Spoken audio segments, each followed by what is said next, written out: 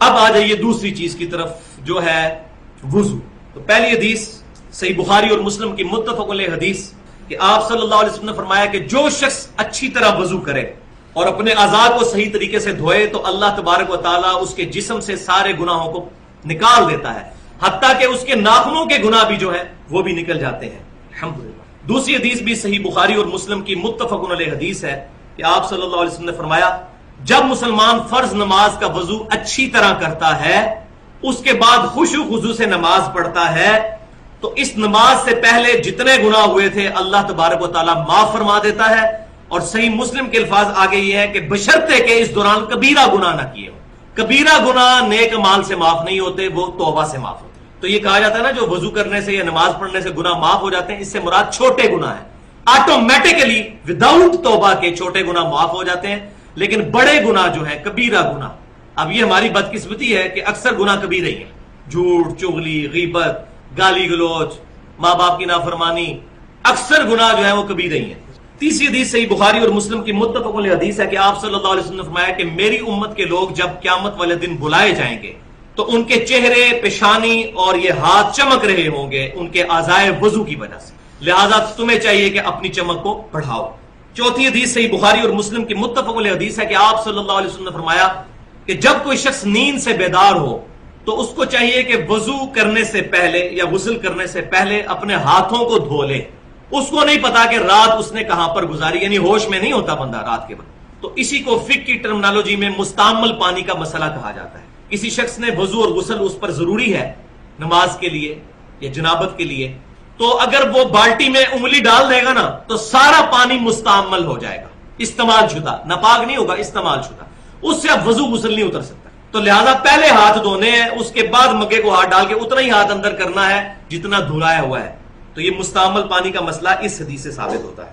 استعمال شدہ پانی ہو گیا تو پھر لہذا انڈیلیں گے، پہلے پانی کو ہاتھ دھوئیں گے. یہ مسئلہ ہے جب برتن سے کریں، ہمارے لیے پرابلم نہیں، ہم نے ٹوٹی سے کرنا ہوتا ہے یا شاور سے، اس میں ایشو ہے ہی نہیں الحمدللہ. پانچویں حدیث صحیح بخاری اور مسلم کی متفق علیہ حدیث ہے کہ عبداللہ بن زید بن عاصم رضی اللہ تعالیٰ عنہ کو ریکویسٹ کی گئی کہ آپ صلی اللہ علیہ وسلم کا جو وضو تھا وہ آپ کر کے دکھائیے. تو عبداللہ بن عاصم رضی اللہ تعالیٰ عنہ، عبداللہ بن زید بن عاصم رضی اللہ تعالیٰ عنہ نے پانی کا برتن منگوایا، اس کو انڈیلا اپنے ہاتھوں پر 3 دفعہ اور 3 دفعہ اپنے ہاتھوں کو دھویا. پہلے انڈیلا، اس کے بعد اس برتن میں ہاتھ ڈالے، پھر 3 دفعہ ایک ہی چلو سے کلی اور ناک میں پانی ڈالا، یعنی وہی چلو منہ میں بھی پانی اور ساتھ ہی ناک میں.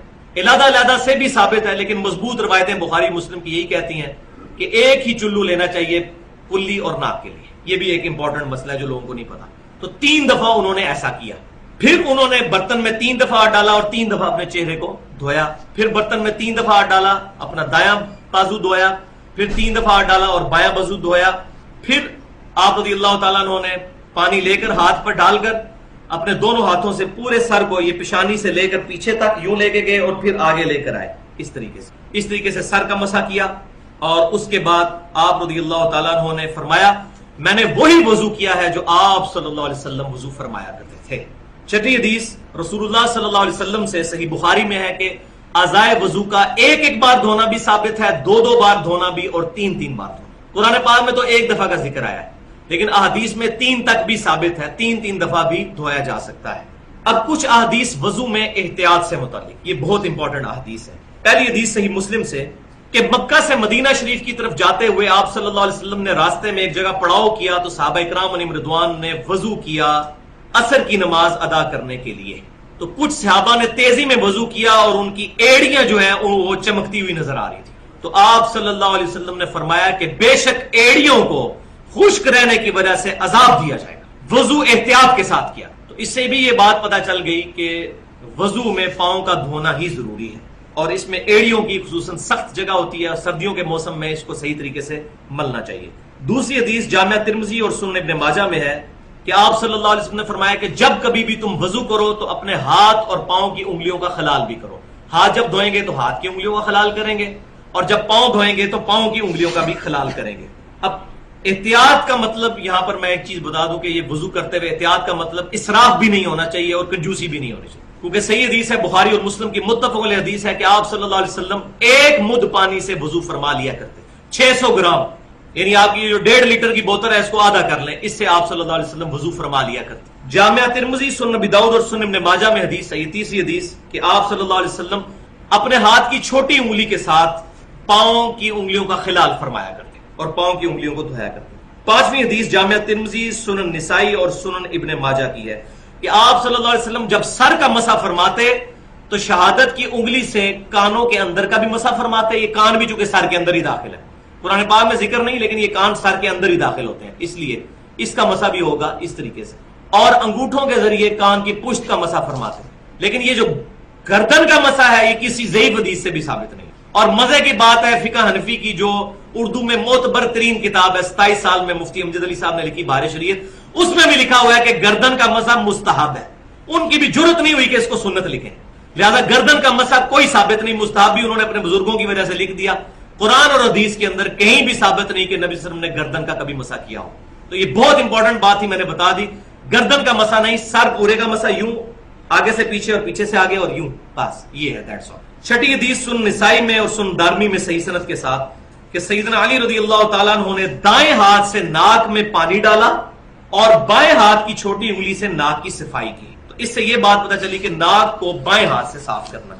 ساتویں حدیث جامعہ ترمذی اور سنن نسائی کے اندر موجود ہے کہ ابو حیا تابعی رحمۃ اللہ علیہ کہتے ہیں کہ سیدنا علی رضی اللہ تعالیٰ عنہ نے ہمیں ایک دفعہ مکمل وضو کر کے دکھایا پریکٹیکلی، جس میں آپ رضی اللہ تعالیٰ عنہ نے 3 دفعہ چہرے کو دھویا، 3 دفعہ پہلے ہاتھوں کو دھویا، پھر 3 دفعہ چہرے کو دھویا، بیچ میں کلی اور ناک والا بھی معاملہ۔ اس کے بعد آپ رضی اللہ تعالیٰ عنہ نے 3 دفعہ دونوں ہاتھوں کو بازوؤں سمیت دھویا، پھر پورے سر کا 1 دفعہ مسح کیا، پھر 3 دفعہ اپنے پاؤں کو دھویا۔ لہذا سیدنا علی سے بھی پاؤں دھونا ہی ثابت ہے، ہمارے پاس جو صحیح سند سے روایتیں پہنچی ہیں، یہ خصوصاً میں اہل تشیع کے حوالے سے بات کر رہا ہوں۔ اور پھر آپ رضی اللہ تعالیٰ عنہ نے وضو کا بچا ہوا پانی کھڑے ہو کر پیا، یہ بھی سنت ہے کہ لوٹے میں جو پانی بچ جائے اس کو کھڑے ہو کر پینا، زمزم کو کھڑے ہو کر پینا اور وضو کے بچے ہوئے پانی کو کھڑے ہو کر پینا سنت ہے۔ اور پھر سیدنا علی نے فرمایا کہ میرا وضو کرنے کا ارادہ نہیں تھا، میں نے صرف اس لیے وضو کیا کہ تاکہ تمہیں دکھاؤں کہ نبی صلی اللہ علیہ وسلم کس طرح وضو فرمایا کرتے، تعلیم کے طور پر وضو سکھایا۔ 8ویں حدیث صحیح بخاری اور کے اندر موجود ہے تعلیقاً اور صحیح سند کے ساتھ، مسند امام احمد اور سنن نسائی میں موجود ہے کہ آپ صلی اللہ علیہ وسلم نے فرمایا کہ مسواک استعمال کیا کرو، اس میں تمہارے رب کی خوشنودی ہے، رب خوش ہوتا ہے مسواک استعمال کر۔ لہذا اگر دانتوں کے لیے کوئی ٹوتھ پیسٹ بھی استعمال کرتا ہے اور نیت دانتوں کو صاف کرنا ہے، اس کو بھی ثواب ملے گا۔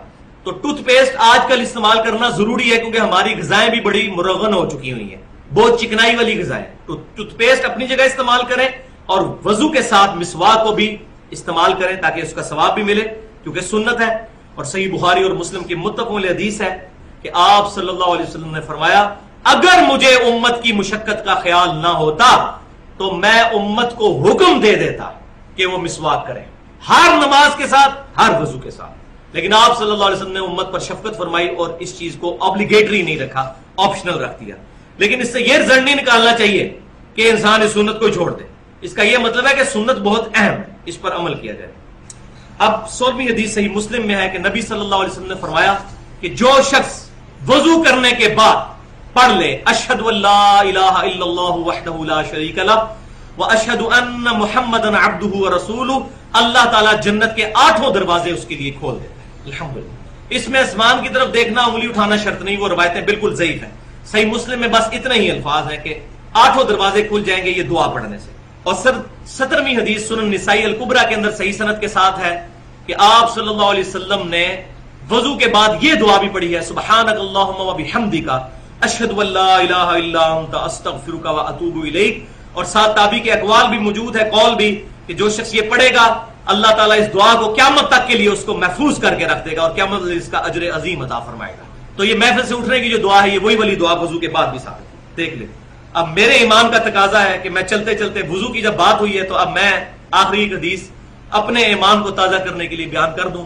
صحیح بخاری میں کتاب الشروط چیپٹر میں 4تھی حدیث ہے، سیدنا اربا بن مسعود رضی اللہ تعالیٰ عنہ جو اس وقت تک مسلمان نہیں ہوئے تھے، صلح حدیبیہ کے موقع پر وہ کافروں کی طرف سے ایجنٹ بن کر نبی صلی اللہ علیہ وسلم کے پاس آئے اور جو کچھ پھر انہوں نے دیکھا وہ وجد آمیز منظر ہے۔